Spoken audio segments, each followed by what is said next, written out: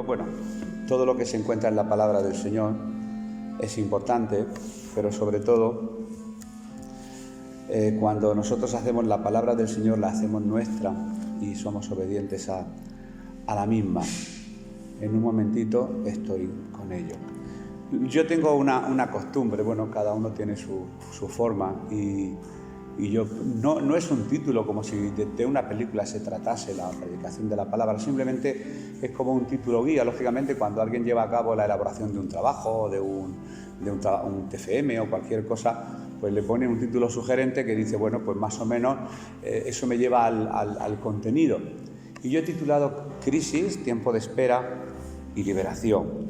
Y lógicamente hay una serie de textos bíblicos que ahora iremos leyendo en pantalla y que me gustaría ir compartiendo con todos vosotros.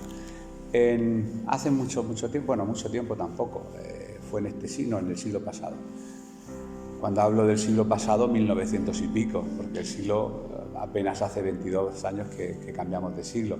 Pues en la Universidad de Stanford se llevó a cabo un experimento con niños de 4 años. Esto es simplemente una breve ilustración para pasar posteriormente a la Biblia. Y bueno, el experimento consistía en coger a niños de 4 años y ponerles delante una caja de dulces. Fue un experimento, se llamó experimento con seguimiento. Un experimento de niños de 4 años y durante los 30 años posteriores se les siguió para ver el comportamiento. Lógicamente es un experimento psicológico, no tiene que ver nada con la palabra, pero bueno, ahí quedó el experimento. Consistía en lo siguiente: un maestro pues deja una caja de dulces sobre su mesa, su despacho, su escritorio, y el maestro dice, bueno, voy a salir un momento. Y deja, imagínate, un niño de 4 años, bueno, me lo dejan a mí y yo no respeto los dulces, creo, con una caja de dulces, y él dijo, el que no se coma ningún dulce, o sea, el que aguante, el que sepa esperar, por ahí va el tema, el que sepa esperar, pues dejaré que se los coma todos. Ahora, el que se coma un dulce va a ser lo único que se coma, porque no ha tenido la paciencia de aguantar ni siquiera a comerse un solo dulce. Los que pudieron esperar, en este caso, pues bueno, una vez terminado el experimento, ya digo que fue un experimento de 30 años, podéis encontrarlo en cualquier página web, experimento de Stanford, con niños de 4 años, dulces, y le colocáis las palabras clave y ya el ordenador se encargará Google de encontraros esto que estoy diciendo en esta mañana.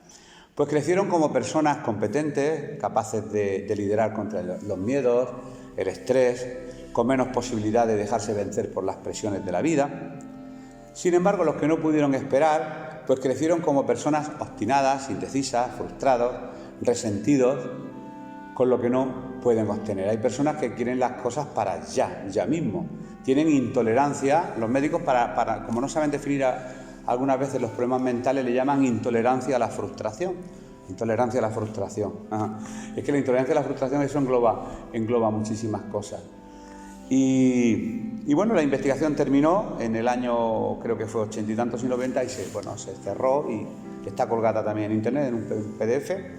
Dice, los que no saben o no pueden esperar, en uno de los párrafos de un estudio larguísimo, pueden llegar a ser personas que podrían, no que todos, asociados a drogas, a frustración, problemas mentales, soledad, tristeza. No quiere decir que todo el que no supo esperar haya caído, sino propensos con tendencia a. Bien, ¿por qué hago esta breve introducción? Porque a veces nosotros hemos sacrificado lo importante en el altar de lo urgente por las prisas. Una cosa es lo importante, otra cosa es lo urgente. Solamente había que esperar, sí, pero la espera, como dice el refrán, que tampoco sigue siendo la palabra del Señor, el que espera, desespera. Y la palabra del Señor dice justo lo contrario. Nos enseña en varios lugares que hay que esperar. Los que confían, los que esperan, hay que saber, espera en Él, porque aún espera. A mí espera en Dios, porque aún he de alabarle. La espera es muy importante.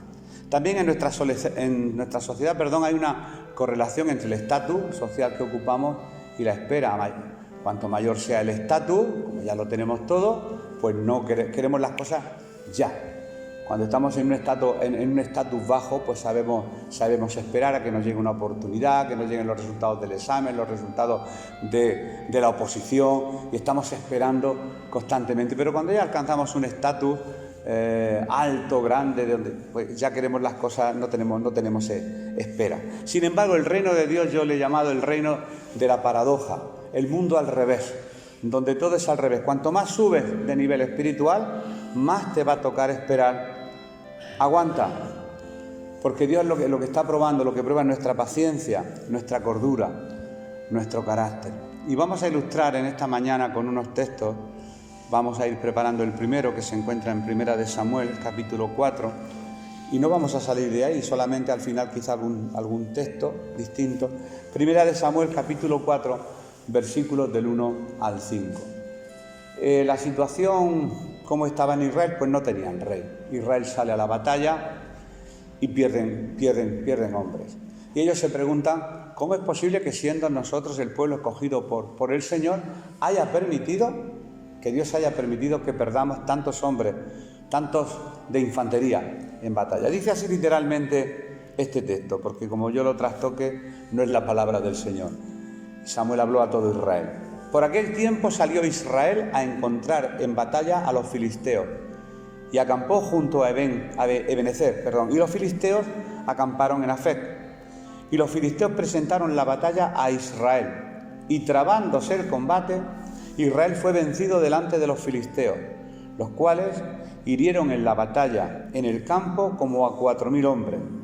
Cuando volvió el pueblo al campamento, los ancianos de Israel dijeron lo siguiente, esto lo tengo subrayado: ¿por qué nos ha herido hoy el Señor, o Jehová, delante de los filisteos? ¿Por qué? No supieron esperar, traigamos a nosotros de Silo el arca del pacto del Señor, para que viniendo entre nosotros nos salve de la mano de nuestros enemigos. Y envió el pueblo a Silo, y trajeron de allá el arca del pacto de Jehová de los ejércitos, que moraba entre los querubines, y los dos hijos de Elí, que eran Ofni y Finés, y estaban allí con el arca del pacto de Dios. Aconteció, versículo 5, que cuando el arca del pacto del Señor llegó al campamento, todo Israel gritó con tan gran júbilo que la tierra tembló. Bueno, no es que la tierra temblara, no hubo ningún terremoto, fue pues eso, un estruendo de alegría lo que hubo ahí. Bien, pues en estos versículos que recién acabamos de leer, pues nos habla de un incidente que antes lo expliqué. Israel no tiene rey, salen a la batalla, pierden 4.000 hombres, los sacerdotes dicen no entendemos por qué. Bueno, pues como el Señor se encuentra allí, en Silo, lo traemos aquí, como si fuera un amuleto, como si fuera un talismán de la suerte, lo traemos hasta acá, y entonces nos traerá suerte en el próximo combate. Están tratando, pues como quizá en otras religiones es el sagrario, el lugar específico donde se encuentra el Señor, o vaya usted a saber otra serie de cosas.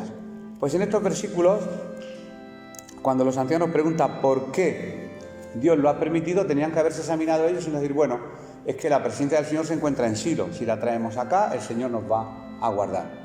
El amuleto de la suerte, la patica de conejo que necesitaban los israelitas para vencer en esta batalla. ¿Por qué? Porque en el arca del pacto es donde se manifestaba la presencia de Dios. Pero según el mandato de Dios, cuando se construyó el templo, bueno, no el templo, cuando se construyó el tabernáculo, estaba el atrio, el lugar santo, y el lugar santísimo donde se encontraba, bueno, eso ya lo estudiamos cuando vimos lo del tabernáculo, con esa tapadera con los dos querubines que se tocaban con las alas, y dentro pues se encontraban las tablas, la vara de Aarón y el maná. Era como un recordatorio de lo que Dios, la presencia de Dios ahí se encontraba, aunque lógicamente el Antiguo Testamento es la sombra de lo que posteriormente vino a ser la venida de Cristo, el pacto, el sacrificio único y para siempre, no el sacrificio constante de los sacerdotes matando animales en el templo.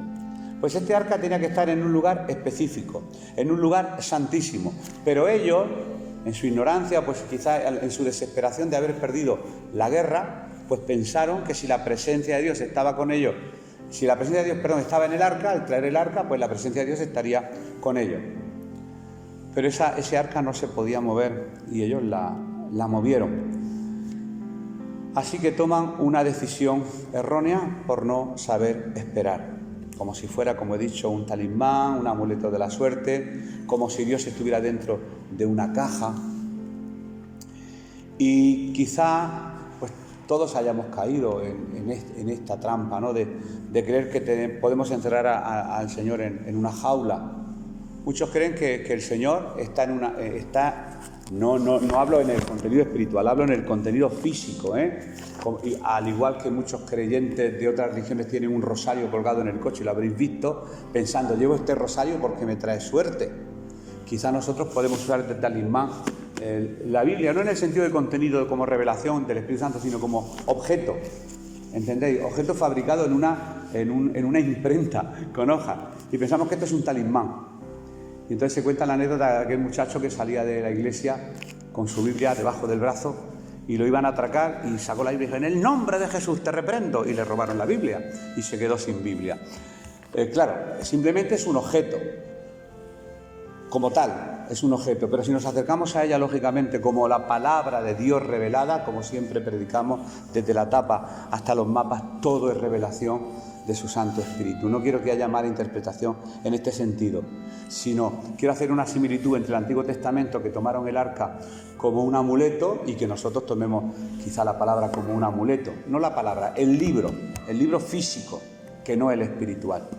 Otros creen, no sé, en otra serie de talismanes, pero Dios es impredecible y puede aparecer cuando quiera, como quiera y de la forma que quiera. Lógicamente hoy nos ha hablado por su Espíritu Santo a través de su palabra, y es por eso que nos acercamos en las reuniones a ella, y es ella la que nos trae el mensaje. Vamos a seguir leyendo en esta historia en el versículo del 6 al 10. Nos hemos quedado en que traen el arca desde Silo a la batalla porque habían perdido. A ver qué ocurre cuando traen el talismán. Cuando los filisteos, que estaban acampados en otro sitio, ellos estaban en Ebenezer y los filisteos en otro lugar, oyeron la voz de júbilo, dijeron, ¿qué voz de júbilo es esta? ¿Qué voz de gran júbilo es esta? En el campamento de los hebreos, y supieron que el arca del Señor había sido traída al campamento, y los filisteos tuvieron miedo porque decían, ha venido Dios al campamento.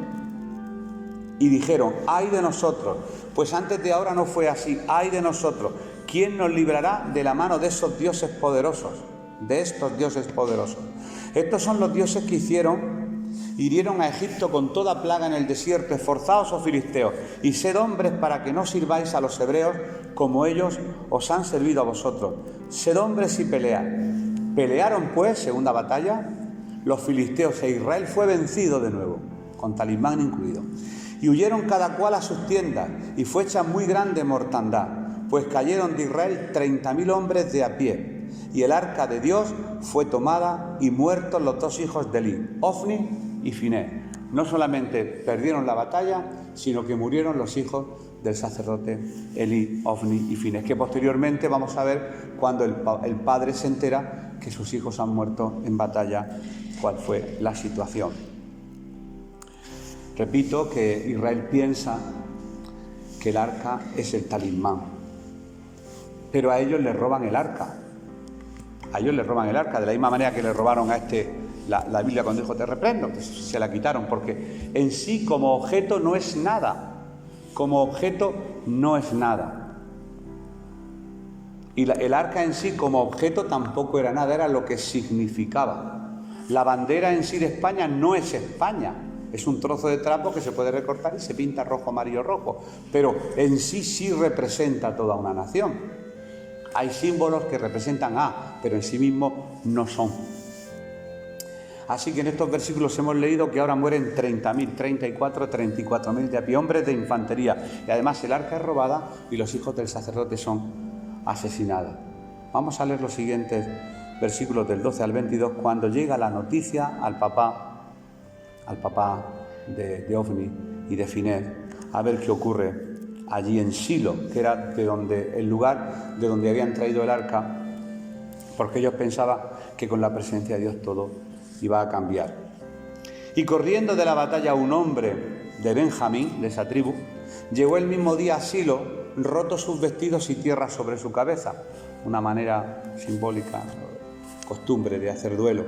Y cuando llegó aquí que Elí estaba sentado en una silla vigilando junto al camino, porque su corazón estaba temblando por causa del arca de Dios. Él estaba intranquilo porque se habían llevado el arca a la batalla y el sacerdote estaba intranquilo. Dice que su corazón estaba temblando, es una expresión, estaba angustiado y estaba constantemente a ver cuándo traen, a ver cuándo viene el arca. Pero ven a este hombre llegar y él escucha la noticia.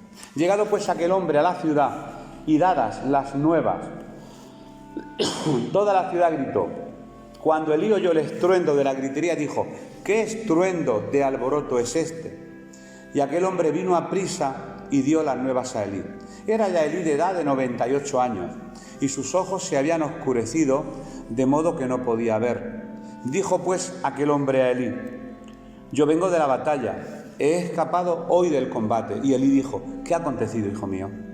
Y el mensajero respondió diciendo: Israel huyó delante de los filisteos y también fue hecha gran mortandad en el pueblo, y también tus dos hijos, Ofni y Finés, fueron muertos, y el arca de Dios ha sido tomada. Y aconteció que cuando él hizo mención del arca de Dios, Elí cayó hacia atrás de la silla, al lado de la puerta, y se desnucó y murió, porque era hombre viejo y pesado, y había juzgado a Israel durante 40 años. Y su nuera, la mujer de uno de sus dos hijos, concretamente la mujer de Finés, que estaba encinta cercana al alumbramiento, oyendo el rumor que el arca de Dios había sido tomada y muertos su suegro y su marido, se inclinó y dio a luz, porque le sobrevinieron sus dolores de repente. Y al tiempo que moría, le decían las que estaban junto a ella: no tengas temor, porque has dado a luz un hijo. Mas ella no respondió, ni se dio por entendida, y llamó al niño Icabod, diciendo: traspasada es la gloria de Israel, por haber sido tomada el arca de Dios, y por la muerte de su suegro y de su marido. Dijo pues: traspasada es la gloria de Israel, porque ha sido tomada el arca de Dios. En este fragmento, en estos versículos, pues no vamos a repetir lo que ya entendemos claramente: la muerte de Elí, el posterior alumbramiento de su nuera, y el nombre que se le puso al niño que nacía, Icabod. Los nombres eran puestos con respecto a las circunstancias para que no se olvidaran nunca. Isaac, Risa, bueno, ya no, Sara. Sabéis que cada nombre, la Biblia tiene un significado en Israel que recordaba unas circunstancias. De hecho, Jacob, su nombre se le fue cambiado a Israel. Jacob era el tramposo, el que quiso nacer antes que su hermano gemelo. Pues quiere decir, Cabot es gloria, y es como aquí el prefijo a. Si decimos, por ejemplo, pues que es algo normal, es algo que es lógico, decimos algo anormal sin normalidad. Pues Cabot es gloria, y Cabot sin gloria no hay gloria. La gloria ha sido quitada, el Señor se nos fue, la presencia de Dios se nos fue. Es el nombre que se le puso, porque el arca había sido traspasada por culpa de la espera, no saber esperar. Este fue el momento más oscuro de Israel. Hay reyes que mueren, batallas que pierden, eso podemos leerlo en Crónicas y en Reyes, pero perder la gloria de Dios, eso es lo peor. ¿Y cómo la van a recuperar? ¿Cómo van a recuperar esa gloria? He titulado Crisis, Espera y Liberación. En los momentos de crisis, cuando sientes que te roban la palabra, de la misma forma que robaron el arca de los israelitas. Personas que constantemente, a lo mejor hemos estado durante mucho tiempo en una situación o viene una crisis de repente y llegamos a pensar que la vida es una fiesta y que a nosotros nunca nos llega la invitación. Todo el mundo es una fiesta, pero a nosotros no nos llega la invitación. El césped del vecino es más verde que mi propio césped. Ahí viene el negativismo, y no son verdades, lógicamente. Y pensamos: ¿por qué me ocurre a mí siempre? ¿Por qué es a mí siempre al que me toca esperar? Sientes que alguien te robó algo y nos empezamos a preocupar. Señor, ¿por qué me toca esperar? Tengo 40, 50, 60 y dices que tengo todavía que esperar. Yo tengo ya un estatus de vida. Y el Señor sigue diciendo: espera. Lógicamente esperar es lo que más nos cuesta, pero una cosa es esperar, otra cosa es desesperar y otra cosa es esperar en el Señor. Y a pesar de las circunstancias, saber remontarnos por encima de las circunstancias. Primera de Samuel, pasamos de capítulo, versículo 5. En breve terminaremos de leer esta historia y pasaremos a la ilustración. Primera de Samuel, capítulo 5, del 1 al 5, dice que cuando los filisteos capturaron el arca de Dios, la llevaron desde Benecer a Asdod. Y tomaron los filisteos el arca de Dios y la metieron en la casa de Dagón. Y la pusieron junto a Dagón. Y cuando al siguiente día los de Asdod se levantaron de mañana, he aquí Dagón postrado en tierra delante del arca del Señor. Y tomaron a Dagón y lo volvieron a su lugar, lo volvieron a levantar.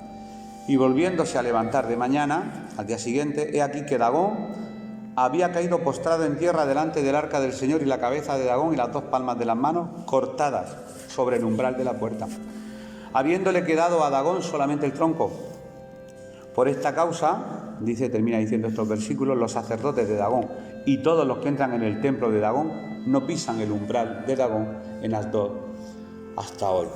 Los filisteos tenían a su Dios y el arca de Dios había sido robada y dejada allí de cualquier manera frente a un Dios pagano. Ellos estaban de fiesta, los filisteos, y cuando ven que Dagón estaba literalmente postrado delante del arca de Dios, dijeron levantar a esta imagen.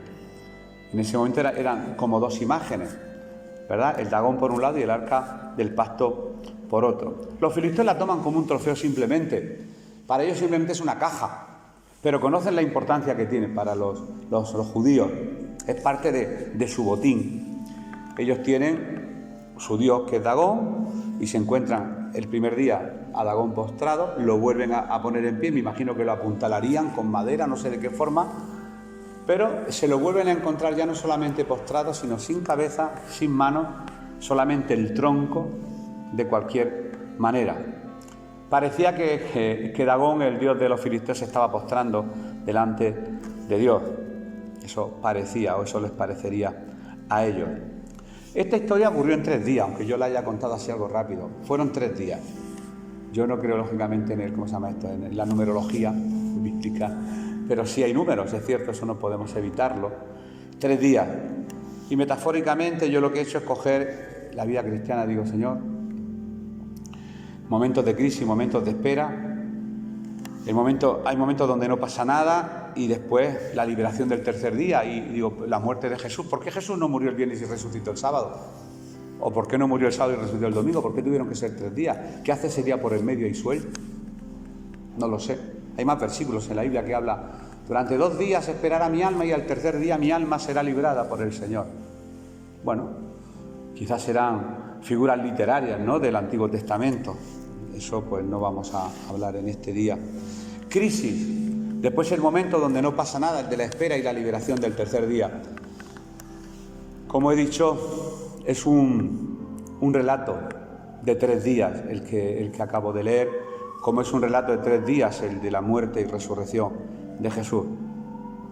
Muchos dicen: a mí la espera no se me acaba nunca, llevo tanto tiempo orando por este tema, pero nunca llega lo que estoy pidiendo o lo que estoy esperando en el Señor. No pasa nada, no se resuelve el asunto. A veces tenemos la sensación eso de que la vida nos ha robado algo, no nos sentimos completos, y todo esto es lo que le pasa a Israel. Todo lo de Dagón, como he dicho, ocurre en 3 días. El primer día la gloria se pierde, Ícabod, la gloria se ha perdido. Y muchos quizá a lo mejor hoy estemos viviendo personas están viviendo ese día. Parece que la gloria del Señor no está en sus vidas. La crisis, después la espera, ¿verdad? La espera de un matrimonio que no puede tener hijos, la espera que tuvo Nelson Mandela durante 27 años para ser liberado, la espera de un anciano que espera la muerte. La espera. Hay tantas cosas que tenemos que esperar. Este es el primer día, donde diríamos todos en plena crisis: Ícabod, no siento la presencia de Dios, me falta, no puedo, no tengo. Y es triste. Yo pienso que todos hemos tenido Icabod en nuestra vida. Parece ser que el Señor no está con nosotros, o que todos hemos vivido crisis, hemos vivido momentos malos, momentos buenos, momentos mejores, peores. Siempre es algo, parece ser, que nos está faltando para sentirnos completos. Y ahí es cuando decimos el nombre que tuvo la nuera de Elí, Icabod. La gloria de Dios no está, se ha ido, ha sido traspasada.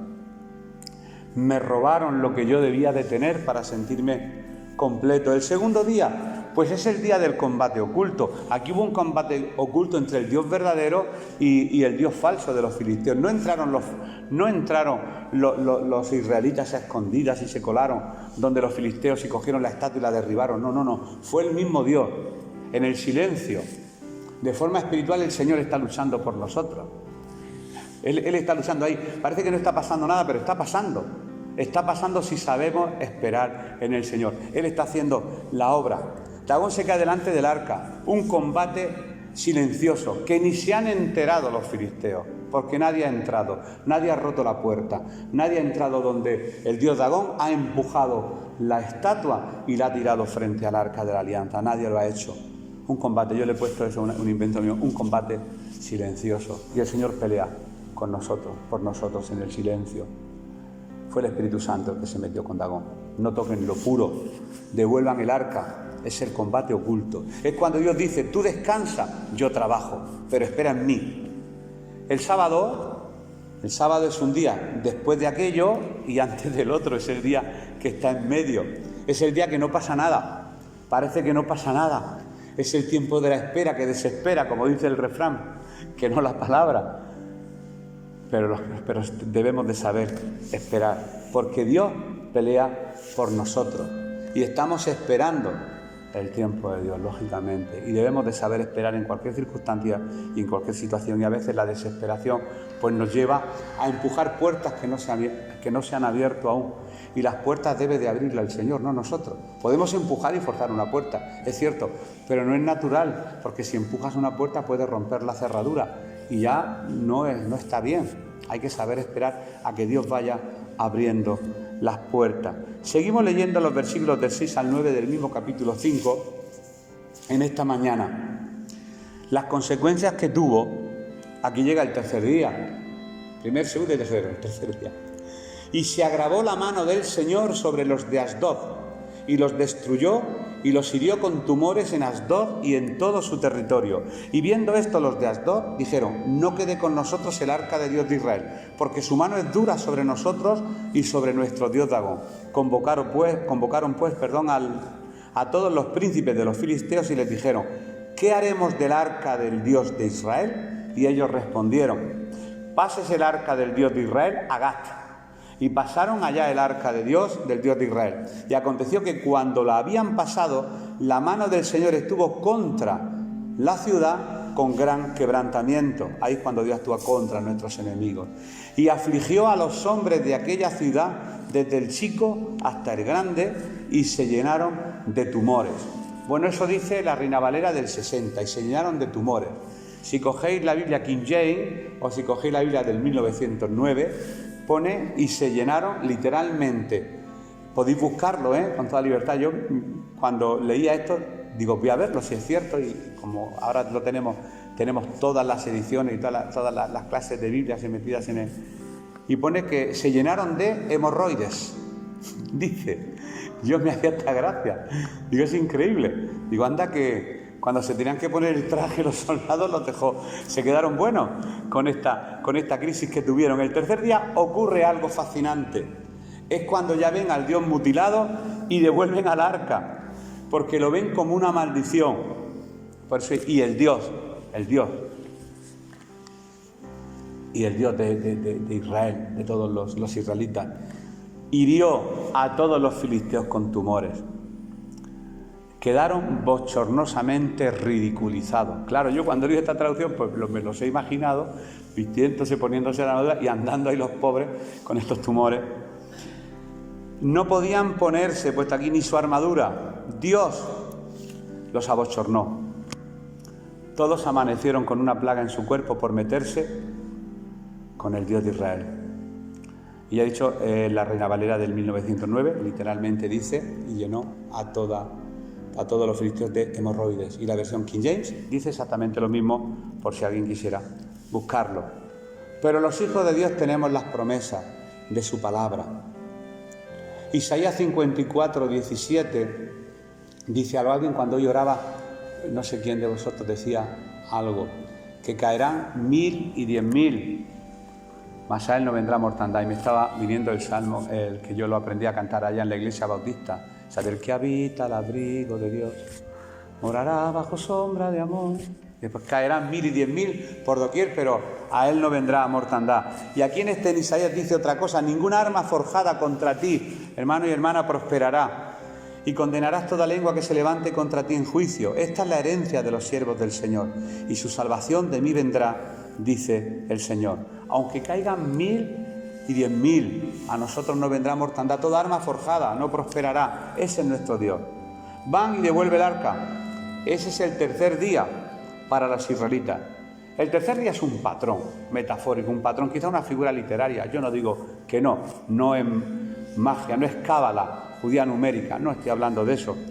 Estoy hablando de que es un patrón bíblico. De hecho, el patrón lo podemos leer en Oseas 6.2, también se encuentra este patrón bíblico del tercer día.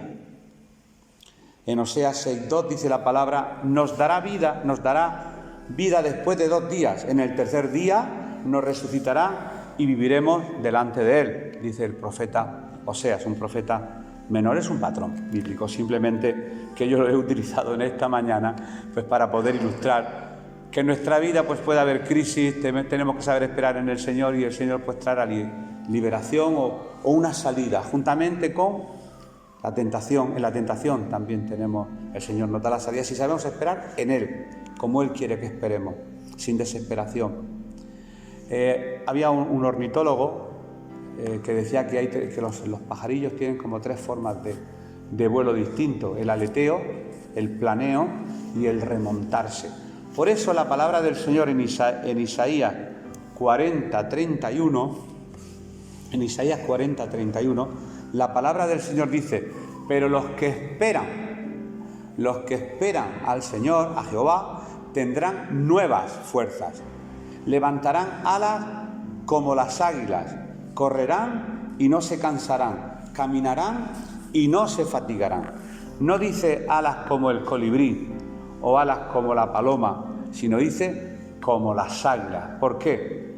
Pues leyendo las 3 formas de vuelo que tienen estos pajarillos, estas aves, pues me ha hecho gracia.